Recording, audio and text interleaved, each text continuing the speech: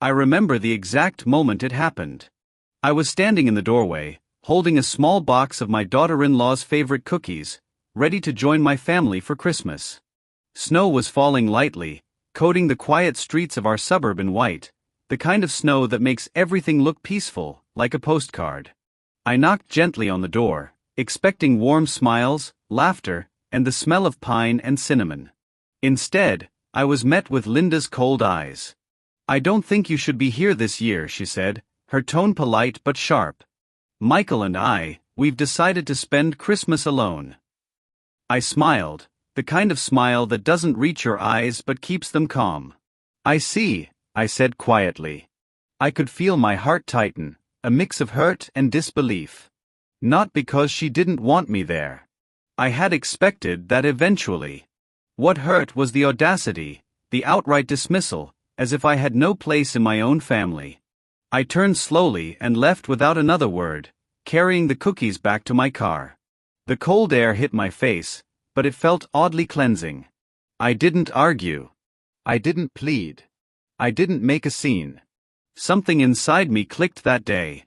Anger is loud, but strategy is quiet. And sometimes the most powerful response isn't to yell, it's to wait, to watch, and to act with intention. That Christmas, I didn't sit by a fireplace in silence. I sat in my study, thinking, planning, observing. And over the next few months, I would discover that silence, patience, and a little ingenuity could do more than anger ever could. To understand why I reacted the way I did, you need to know the players. Michael, my son, had always been a decent man, gentle but a little naive. He loved his family, loved me, and I loved him. Linda, his wife, was ambitious, sharp, and at times cruel, though she hid it behind a veneer of charm. They were married 3 years by the time that Christmas rolled around.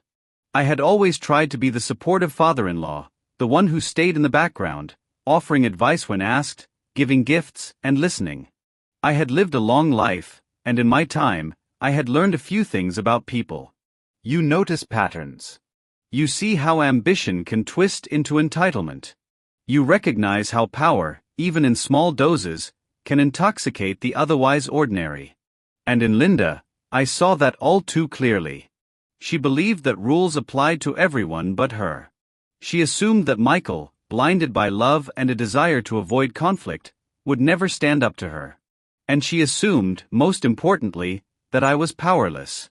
Our house was the kind that looked perfect on Christmas cards. White trim, evergreen wreaths, warm lights glowing in every window. But behind that perfection, I had noticed cracks. Michael had started paying off the mortgage alone. He had refinanced a few things to make Linda happy, sacrificing his own savings. He didn't complain, but I saw the strain. It wasn't just money, it was pride, dignity, and the quiet erosion of control over his own life. I had tried to warn him, gently, over dinners and phone calls. Take care of yourself first, I would say. Don't let anyone manipulate you into their whims. But he would always smile and reassure me that everything was fine. That's when Linda decided to show her hand, revealing that I wasn't welcome in their home, turning what should have been a warm family gathering into a test of loyalty and patience. And I realized in that cold moment at the door, that the true battle wasn't about Christmas. It was about respect, boundaries, and the quiet assertion of dignity. The months that followed were subtle, almost imperceptible. Linda's behavior didn't change overnight. She still smiled at Michael, still called him lovingly in front of friends, but I could see the strain in his eyes. He would stay up late, crunching numbers, reconciling bills, taking care of expenses she refused to touch. And every so often, I would hear her voice in the background during phone calls, sharp and commanding, with Michael agreeing to every whim. I didn't confront them directly. That would have been too obvious, too emotional. Instead, I observed.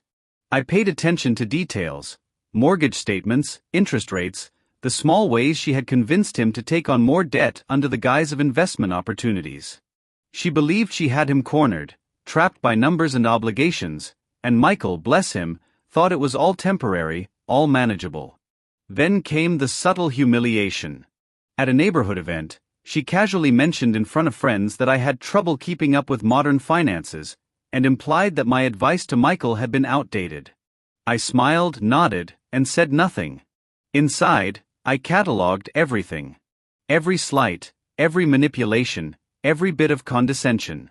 I didn't feel anger. I felt clarity. I began to look into ways I could help Michael without making it obvious. There were legal avenues, refinancing options, even some strategic moves with his mortgage that he didn't fully understand but that could relieve him of unnecessary pressure.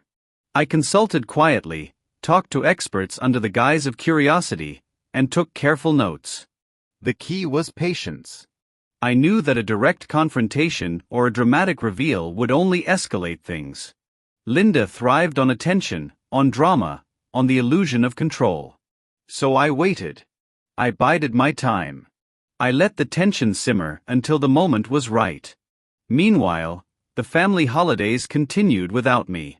Invitations were withheld. Photos were taken without me. Messages were politely ignored. Each act, each small exclusion, only reinforced the lesson. Power is an illusion when it is misused, and patience can turn the tables in ways no one expects. And all the while, I reminded myself not to act out of anger. Not to seek vengeance through humiliation. True revenge, the kind that teaches and restores, is invisible until the final moment. And when it comes, it leaves calm, not chaos. Spring arrived, bringing longer days and the quiet hum of new beginnings. I made my move, but subtly, almost imperceptibly.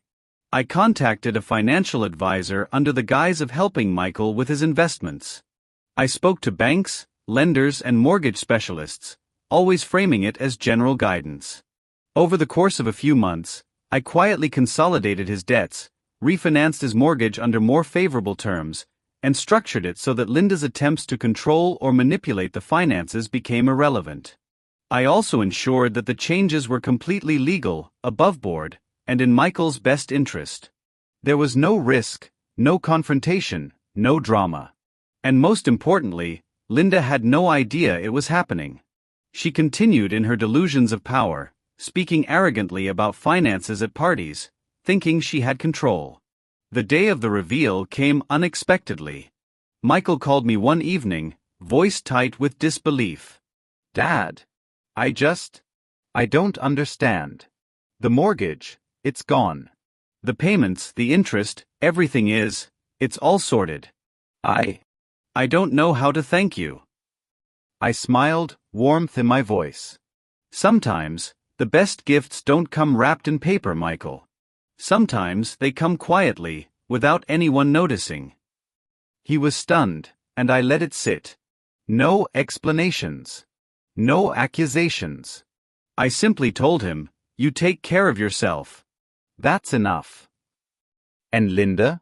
Well, she had no idea. Her smirk, her aura of control, slowly began to fade as she noticed that the leverage she thought she had was gone. The mortgage she believed tied Michael to her whims no longer existed. Her whispers, her manipulations, became empty gestures.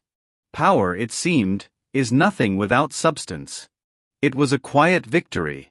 No yelling, no confrontation, no tears of humiliation. Just a subtle shift that restored dignity and balance. Michael could breathe again. He could make decisions freely. And Linda, confronted with her own irrelevance, had to reckon with the fact that control is a fragile illusion. The months that followed were calm, reflective, and strangely peaceful. Michael and I had conversations we never could before, free from the tension that had shadowed the family. He started to take small steps to reclaim his independence in other areas of life as well. Hobbies, investments, social circles, things Linda had subtly discouraged. Linda, meanwhile, began to realize that her attempts at control had backfired. She tried her usual tactics, suggesting extravagant plans or demanding favors, but Michael, now supported and confident, politely declined. And for the first time, she had no leverage. She had no authority over the man she thought she had trapped. It was subtle, yes, but powerful. I watched all this unfold with a quiet satisfaction, not because I wanted revenge, but because I had restored fairness. I had acted with strategy and patience rather than emotion. I had taught a silent lesson about respect, boundaries, and the dangers of entitlement. And life, as it often does, returned to a natural rhythm. Holidays came again, and Michael invited me without prompting. Linda attended too, but this time, there was no condescension. She smiled politely, but the dynamic had changed. There was balance, quietly restored. I realized then that revenge isn't about pain. It isn't about making someone suffer. True revenge, the kind that endures, teaches, and transforms, comes from restoring order, dignity, and justice in ways that anger never could. Looking back, I understand now that day at the door was a turning point for more than just my relationship with my family. It was a lesson in patience, in strategy, and in the quiet power of dignity. I could have yelled. I could have exposed Linda. I could have demanded apologies or dramatized the injustice. But none of that would have changed anything.